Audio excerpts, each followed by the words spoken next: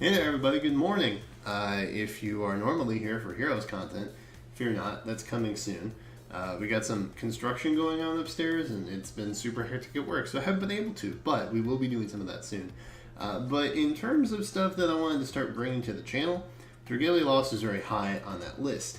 And so because of that, we had some stuff drop this morning about the next event. Of course, we did just have Trick or Treasure conclude, which, if you don't know, Dragalia Lost is a lot of fun. It's an RPG, it's mobile, it's very accessible. And the first event that they did, the Fraganoth event, it was very co-op heavy, which Trick or Treasure was not. The harder mode levels were not co-op accessible, and you had to solo them with you and an NPC party of 3. So it was interesting. I definitely did a lot of grinding. You can see I actually maxed all my rewards. In fact, my team is over 12k at this point. I've spent a lot of time on this game. But I think the most engaging portion of it is definitely the co-op aspect, which I feel like Trick or Treasure was kind of lacking in compared to the first one with the Fraganoth event. But we did get some new news regarding this. So we have a Kindness and Captivity event coming, and it's alluding to a village getting raided. Sure, that's great.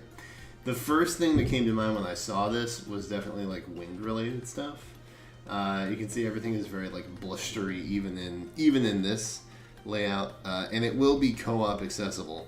And you can see down there are 4 parties of 4, which is what like the big boss raid things would be, like they were with the Fraganoth event. So I think we're going to be having that. It says 16 adventurers at once, so I'm assuming that's the same thing, unless they're doing something different. But it should be the same thing.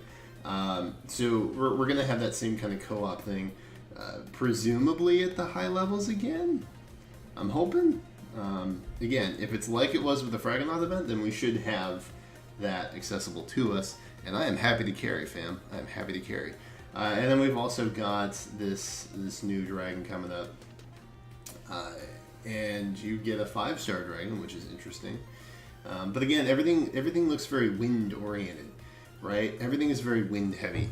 I don't know. I think it's Mela? Is that her name? I think Mela is her name. Maybe. Tough to tell. But I'm pretty sure her name is Mela or something akin to that. Let me see. Let's get back in here. So the Flame Howl Ruins was another big hint that I wanted to bring up. That's a I don't care about that. Show me. There it is. I was like, where is it? So the Flame Howl Ruins event is going to be ongoing here. And it's an opportunity to strengthen your flame element adventurers, is what they say. And if you don't know the weakness advantage circle trinity, the weapons triangle basically is what it is. Fire has an advantage over wind, wind has an advantage over water, and water has an advantage over fire. And then light and dark just kind of like beat each other up constantly. So the fact that we're getting an opportunity to heavily train our flame related elemental units implies to me that the event is going to be wind boss based, so that we have something that's effective against that. So all the imagery, and then paired with this, I'm leaning very heavy towards it's going to be a wind boss type event. So you're probably going to want to start hitting up power or avenue to power and maps like that to help strengthen up your flame characters, because that would be very helpful. Because let me tell you, they get bopped pretty darn quick if they have a weapons triangle disadvantage. Like bopped real hard.